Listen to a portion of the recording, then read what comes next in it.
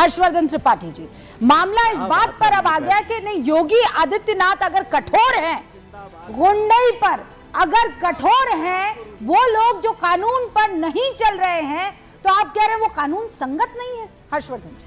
रूबिका जी, पहली बात तो ये कि मैंने वो बयान सुना है और अभी निश्चित तौर पर आपकी टीम निकाल कर उसे सुना देगी। उन्होंने कहा था कि उस बरेली के उस मौलाना को शायद पता नहीं था कि शासन किसका है। किस संदर्भ में उन्होंने कहा था?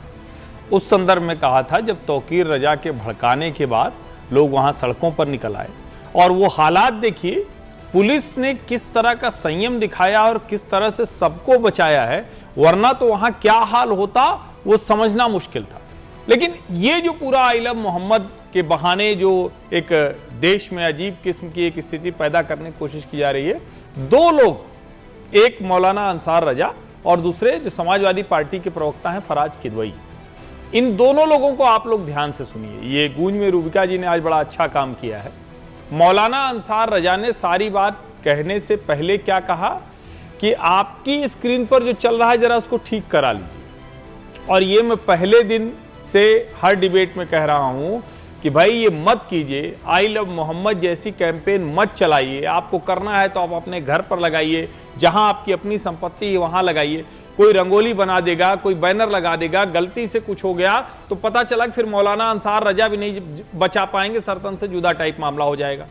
अब मौलाना अंसार रजा ने पहली मेरी बात को साबित किया। मैं भी नहीं जानता वो क्या वो देख लिया उन्होंने स्क्रीन पर, पहला। दूसरा, अभी डिबेट में 10-15 मिनट बचा हुआ है। फराज किदवई ने रूबिका जी से पूछा कि रूबिका जरा अपने मामू जान से कहिएगा कि वो जिस गांव में रहते हैं, पहले तो क्यों सब गांव में रहें, गांव होता है लेकिन उनके मन में कुछ स्टीरियोटाइप रहा होगा मुसलमानों को लेकर। हालांकि वो सज धज के बढ़िया से बैठे वो भी तो मुसलमान है, वो तो शहर में रहते हैं मेरी जानकारी में, लेकिन खैर इसको छोड़ देते हैं। मामू से पूछेगा कि उनके गांव में दो लोगों ने अपने घर पे लगाया है क्या, तो अब 15 मिनट आपके पास हैं। फराज किदवई के घर पर कहां आई लव मोहम्मद का बोर्ड या कोई बढ़िया पट्टी या संगमरमर पर बढ़िया से लिखवा के रखा हुआ है, वो सर आप डिबेट खत्म होते होते दिखा के जरूर जाइएगा। ये दो चीज जो आपके सामने, और मैं इसीलिए कह रहा हूं किसी को इस देश में इससे ऐतराज हो ही नहीं सकता है भाई। ये तो प्यार मोहब्बत की भूमि है। कोई भी अगर जहां आस्था रखता है वहां आई लव मोहम्मद कहना चाहता तो किसी को कहां दिक्कत है। इस डिबेट में हम लोग बैठे हैं, हमें तो कभी किसी को ऐतराज नहीं। भाई जिसको जो कहना है वो कहेगा, हम जो कहेंगे उस पर कोई ऐतराज नहीं होना चाहिए। लेकिन जब इस बहाने से अराजकता करने की कोशिश होगी तो योगी आदित्यनाथ उत्तर प्रदेश के चुने हुए मुखिया हैं, उनको किसी ने बिठा नहीं दिया है, वो सरकार चला रहे हैं। और अगर जनता के कहीं भी लगेगा कि उसके हितों के साथ गड़बड़ हो रही है, वैमनस्य फैलाया जा रहा है, ईर्ष्या जहर फैलाया जा रहा है, दंगा किया जा रहा है, तो मुख्यमंत्री होने के नाते उन्हें ये करने का अधिकार है और वो कर रहे हैं, जिसकी वजह से बरेली दंगे से बच गया। ओके, फराज किदवई साहब आ गया मेरे पास रूबिका जी का बयान भी। हाँ सुनिए, रूबिका जी सुनिए। गाजियाबाद में ये खबर मैं दिखा रहा हूँ, इंडियन एक्सप्रेस की है, 29 सितंबर 2025 की, निकाल करके पढ़ लीजिए। घर का दिखा दीजिएगा। अरे सर अपने घर का भी दिखा दूंगा, आप परेशान ना होइए, बिल्कुल दिखा दूंगा अपने घर का भी। पूरी होने की प्रतीक्षा करेंगे। गाजियाबाद में एक आदमी अपने घर के बाहर आई लव मोहम्मद लिखता है, बजरंग दल के लोग जाते हैं, प्रोटेस्ट करते हैं, चौकी का थाने का घेराव करते हैं वहां पर, और उसके बाद में वो आई लव मोहम्मद का पोस्टर वहां से हटवाया जाता है। ये इस आदमी ने अपने घर पे लगाया था। 29 सितंबर 2025, पेज नंबर मैं आपको बता देता हूं, पेज नंबर नहीं आ रहा है इस टाइम, बहरहाल आप अपनी टीम से बोलिएगा कि वो ढूंढ लेगा। पहली बात ठीक है। जी, दूसरी बात, अभी हर्षवर्धन जी ने बोला कि जहर फैलाया जा रहा है। अरे साहब, जहर तो स्कूल के बगल की पानी की टंकी में इसलिए मिला दिया जाता है श्री राम सेना के अध्यक्ष के द्वारा कि एक स्कूल के, अरे सुनिए, आपको, आप लोग टीवी चैनल पर बैठकर आपका बस चले तो हिंदू मुसलमान को लड़ाने के अलावा कोई काम ही नहीं कर रहा है। जाने कहां से खबर खोज कर लाते हैं जिसका पन्ना नंबर तक नहीं पता है, जिसका कोई आधार नहीं। एक खबर लाकर आप जहर फैलाने के लिए राष्ट्रीय टीवी चैनल पर हिंदू मुसलमान लड़ने को तैयार नहीं है। हिंदू मुसलमान को बिल्कुल कोई लड़ाई नहीं करनी, लेकिन आप चाहते हैं कि लड़ाई कर रहे हो। आप सिर्फ झूठ बोलते रहते हैं। आप बताइए ना, आई लव मोहम्मद को किसने रोका है? आप अपने घर पर लगाइए और आपको कोई रोके तो आकर बताइए। आप सिर्फ झूठ फैला रहे हैं।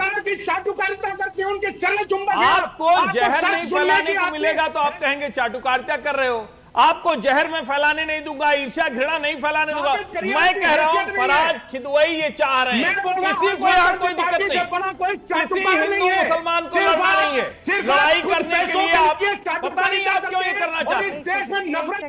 एक सेकंड फराज किदवई साहब, फराज किदवई साहब, फराज किदवई साहब, मेरे शो में ऐसा कभी नहीं हुआ है। फराज भाई रुकिए, फराज भाई, इस शो में जितने भी लोग हैं, रुकिए आप मेरी बात सुनिए, जितने भी लोग हैं वो मेरे बुलावे पर आते हैं। आप मेरे बुलावे पर आए हैं, मौलाना साहब मेरे बुलावे पर आए हैं, हर्षवर्धन त्रिपाठी मेरे बुलावे पर आए हैं।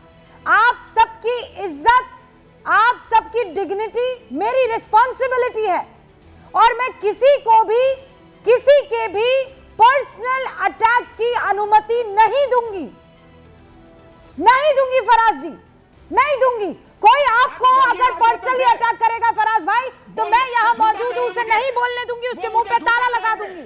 और आपको भी ये नहीं, मेरे शो में ये नहीं हो सकता है फराज भाई।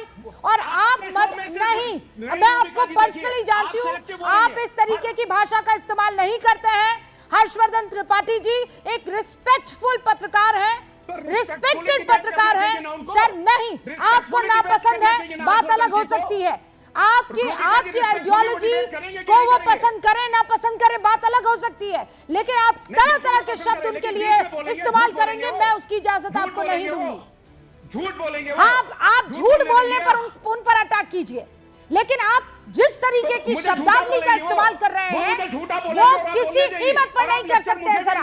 I will not. अरे आप दोनों ने झूठा एक दूसरे को बोला, मैंने आपको नहीं रोका, पर उन्होंने आपको ये नहीं कहा कि आप पैसा लेकर बिक गए हैं, आप फला करते हैं, आप अखिलेश जी के चरणों में पड़े रहते हैं, ऐसी कोई बात उन्होंने आपको बोली?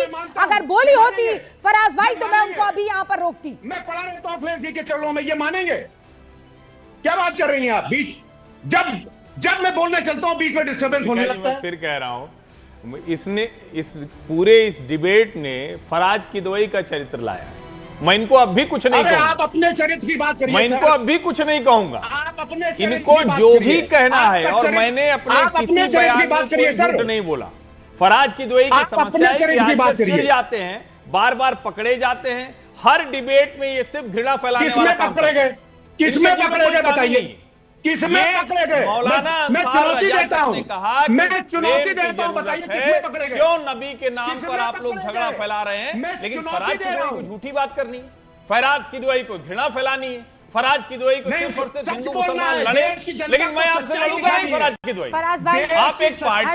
आप एक पार्टी के नेता हैं, आप अखिलेश जी के चरणों में पड़े रह सकते हैं। ईश्वर की कृपा से मुझे किसी के चरणों में पड़े रहने की जरूरत नहीं, इतनी औकात किसी के है नहीं। और मैं वो काम जब करूंगा तो आपको बताऊंगा कि अच्छा चलिए समाजवादी पार्टी मुझे आ जाना, मुझे किसी पार्टी में जाने की जरूरत नहीं। ये आपकी समस्या है, आपका संकट है। ओके हर्षवर्धन जी, मैं दोबारा मुसलमान मत करिए फराज, ओके क्या